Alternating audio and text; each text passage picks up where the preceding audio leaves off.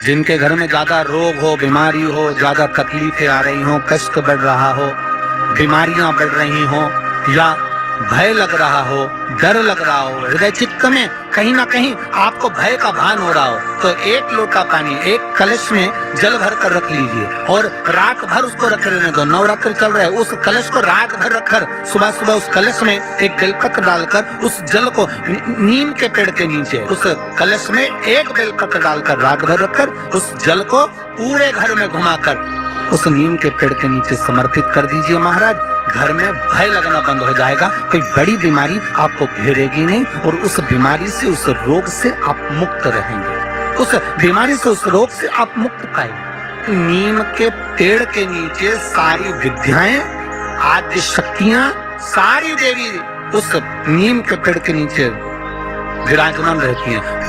सारे देवी देवताओं को बहुत सा सामान चाहिए होगा, पर मेरे विश्वनाथ को कुछ नहीं चाहिए, मेरे शंकर को चाहिए क्या? अगर आपके जीवन में ऐसा लगे कि बहुत बड़ी बीमारी आ गई और आपके घर का व्यक्ति वेंटिलेटर पर पड़ा हुआ है, तो शमी के वृक्ष के फूल ले आओ 7, और शमी के वृक्ष के 7 फूल लाकर एक एक फूल शंकर भगवान को श्री शिवाय नमस्तुभ्यं कहकर उस व्यक्ति के लिए जो पड़ा हुआ है, अंतिम सांसें गिन रहा है, जिसको अटैक आ गया, अंतिम सांसों में जो गिन रहा है, उसके नाम से भगवान शंकर पर चढ़ाना प्रारंभ कर दो। मात्र 7 पुष्प, उस शमी के वृक्ष के 7 पुष्प आप शिव को समर्पित करिए, उसका नाम और गोत्र बोलकर, और भगवान शंकर का मूल मंत्र श्री शिवाय, जम के बोलिए श्री शिवाय नमस्तुभ्यं बोलकर एक एक शमी का फूल शंकर पर चढ़ाना प्रारंभ कर दो। फिर आगे वो विश्वनाथ की मर्जी है, वो प्राण कैसे लेकर वापिस आता है, उस काल से छुड़ाकर महाकाल कैसे लाता है, जो वो जाने। आपका फर्ज केवल आप अदा करिए। जब अंत में डॉक्टर भी हार जाते हैं, जब अंत में डॉक्टर भी कह देते हैं कि अब हमारे बस का नहीं है, अब तो उस परमात्मा के हाथ में, मतलब डॉक्टर को भी मालूम है कि एक को डॉक्टर बैठा हुआ, एक डॉक्टर हो रहे वो बस वो थोड़ा सा दूर तो रहता है और करीब भी बहुत है। कई लोग कहते हो गुरु जी वो कैलाश पर रहता बहुत, तो उनको बुलाएंगे तो आएंगे। हमने कहा कैलाश पर तो रहता ही नहीं है, जहाँ भक्त है वहाँ भगवान, वो दूर तो रहता ही नहीं। आप तो बस केवल उसको बुलाने का प्रयास करिए, आप दिल से बस उसको हाजिर, वो दिल से बुलाओ तो केवल 7 दाने चावल के जल के पात्र में चंदन में भिगो कर डाल देने का, और उससे कामना कर कर, आरोग्यता की कामना कर कर, मात्र घर के जो मटका होता है, परिंदा होता है, उसके पास में समर्पित कर देने कर भगवान शंकर का नाम स्मरण कर कर जीव की रोग से मुक्ति भी हो जाए। रोग नहीं घेरता,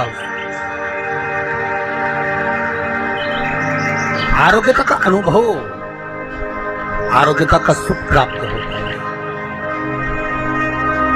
शिव महापुराण के लिए लोग कहते हैं, कई लोगों के, कई विप्रजन, कई ब्राह्मण जन भी पूछते हैं, गुरुदेव ये बताओ कि इतने सारे उपाय आप बताते हो पुराणों में से निकाल कर, और हम भी प्रयास करें इसको निकालने के लिए, तो हम कौन सी पुराणों में ढूंढे? तो आपसे भी निवेदन है, स्कंद पुराण से निकालिए, लिंग पुराण से निकालिए, नर्मदा पुराण से निकालिए, देवी भागवत से निकालिए, श्रीमद् भागवत से निकालिए, शिव महापुराण से निकालिए, गर्ग संहिता से निकालिए, पद्म पुराण से निकालिए, राधा वल्लभी से निकालिए, एक एक पुराण में से, एक एक चरित्र में से, और को और हम तो सहज भाषा में कहते हैं कि गीता प्रेस गोरखपुर की सारी गीता प्रेस गोरखपुर के अंकों को लेकर आ जाइए, चाहे शिव अंक हो, चाहे सती अंक हो, चाहे पार्वती अंक हो, चाहे मानस अंक हो, चाहे धेनु अंक हो, एक एक भगवान गीता प्रेस का एक एक अंक खरीद कर लेकर आओ, कल्याण का एक एक अंक तुम्हारे पास में लेकर आओ, और उस अंक में से एक एक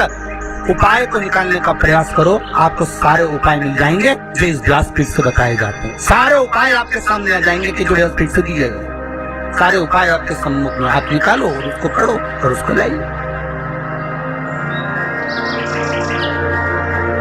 बस दबा दिया गया। आज ढोंग, प्रपंच, छल में दुनिया के लोगों ने शिव महापुराण के उपायों को, शंकर की कथा को दबा दिया गया।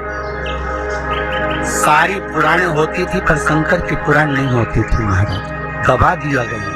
और शिव महापुराण को केवल जगत में लेकर आना चाहते हैं कि शंकर को दुनिया पहचाने, शिव की साक्षी को पहचाने। शंकर है क्या, शिव का अनुमोदन क्या है? दुनिया के लोग टीवी के माध्यम से फिल्मों का निर्माण कर कह देते हैं कि इस पर दूध चढ़ाना, क्यों चढ़ा रहे हो, कई बच्चों को दूध पिला दो, ऐसा क्यों कर रहे हो? उस शंकर को जगत तक पहुंचाना है कि शंकर पर दूध क्यों चढ़ाया जाता है, शंकर पर दही क्यों चढ़ाया जाता है, शंकर पर जल क्यों चढ़ाया जाता है, शंकर पर बेलपत्री का महत्व क्या है, शंकर पर शमी पत्र का महत्व क्या है, क्यों शंकर भगवान को शमी के वृक्ष का मात्र 7 फूल चढ़ा देने पर व्यक्ति की मनोकामना पूर्ण हो जाती है, क्यों कहा जाता है? उसको निकालो, उसको समझो, उसको पढ़ो, उसको अपने जीवन में उतारो।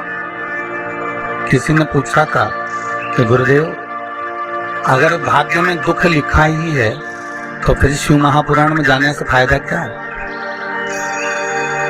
फिर भजन करने से क्या लाभ? फिर कथा सुनने से मतलब क्या है?